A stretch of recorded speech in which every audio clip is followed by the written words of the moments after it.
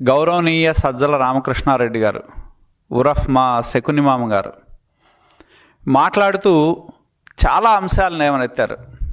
నేను చూసా.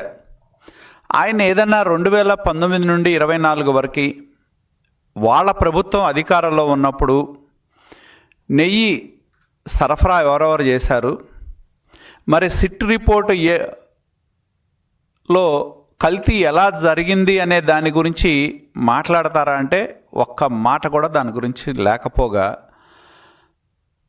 ఆరోపణలు చేయటం మొదలుపెట్టారు. నేను ఒకటే అడుగుతా ఉన్నా, మీరు కోరితే ఏదైతే చంద్రబాబు నాయుడు గారు జూన్ 12వ తారీఖున ఈ రాష్ట్ర ముఖ్యమంత్రిగా ప్రమాణ స్వీకారం చేసిన తర్వాత పరిపాలనలో మార్పుల సందర్భంగా టీటీడీకి సంబంధించిన ఉన్నత అధికారుల్ని మార్చిన తర్వాత ఏదైతే మీరు అధికారంలో ఉండగా మార్చి నెల టెండర్ పిలిచి ఏఆర్ డైరీకి మీరు నెయ్యి సరఫరా కాంట్రాక్ట్ని ఎన్నికల సమయంలో మీరు సంబంధించిన వ్యక్తులు చైర్మన్గా ఉండగా కాంట్రాక్ట్ని ఇచ్చారు. అది ప్రభుత్వం మారిన తర్వాత సరఫరాకు వచ్చినప్పుడు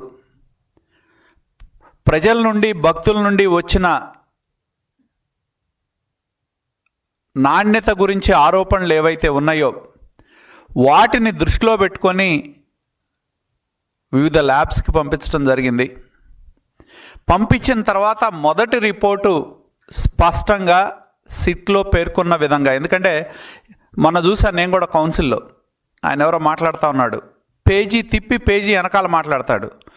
పేజీ స్టార్టింగ్లోనే ఎన్డీడీబీ రిపోర్ట్లో ఏదైతే ఈక్వేషన్ 1, 2, 3, 4, 5 అని వచ్చారు, దానిలో ఎస్ వాల్యూస్ అని ఇచ్చారు. ఎస్ వాల్యూస్కి ఉండాల్సిన పరిమితులు ఏంటి, టెస్ట్లో కనుక ఈ పరిమితుల్లో ఎస్ వాల్యూస్ వస్తే అది ప్యూర్ నెయ్యి, పాలతో తయారు చేసిన వెన్నతో తయారు చేసిన నెయ్యి అని.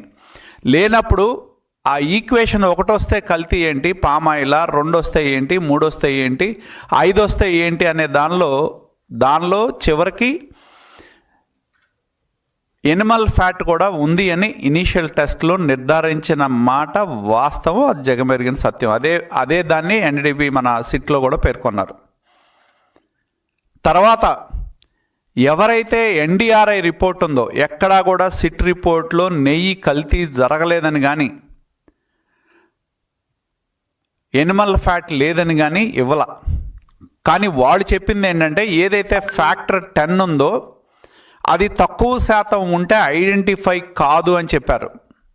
ఎన్డీఆర్ఐ రిపోర్ట్ చూసినా కూడా మేము ఇంతవరకు దీనికి సంబంధించిన టెస్ట్ కమర్షియల్గా మేము ఎప్పుడూ చేయలేదు, మొట్టమొదటిసారి మా ల్యాబ్కు పంపించారు, దాన్ని మేము మా ఇన్హౌస్గా మేము డెవలప్ చేసిన ప్రక్రియతో మేము టెస్ట్ చేసామని చెప్పారు తప్పితే వాళ్ళకి మాకు పూర్తిగా వీటి మీద సమర్థత ఉంది, మాకు అనుభవం ఉంది, దాని ద్వారా మేము చేసామనే మాట ఎన్డీఆర్ఐ రిపోర్ట్లో కూడా ఎక్కడా లేదు.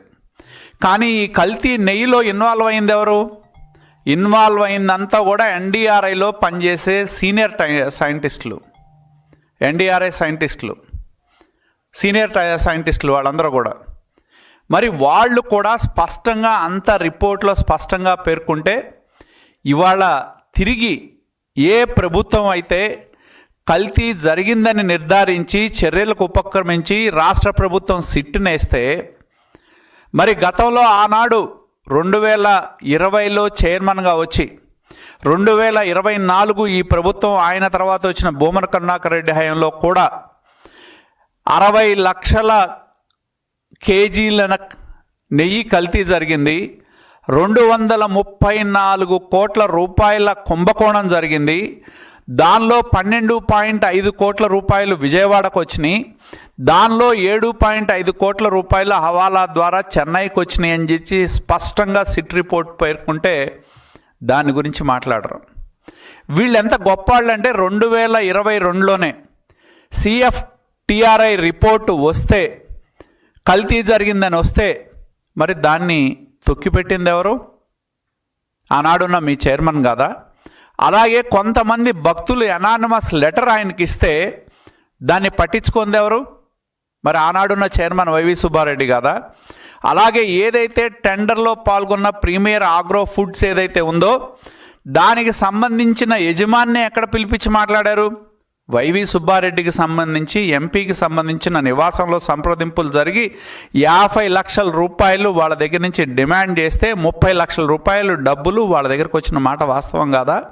సాక్షాత్తు ఎంపీ ఇంట్లోనే జరిగినాయి అని చెప్పి సిట్ పేర్కొంది. అలాగే అసలు దీనికి ఈ కుట్రకి కారణభూతులు ఎవరు? ఆనాడు పాలకవర్గంగా ఉన్న మీరు కాదా?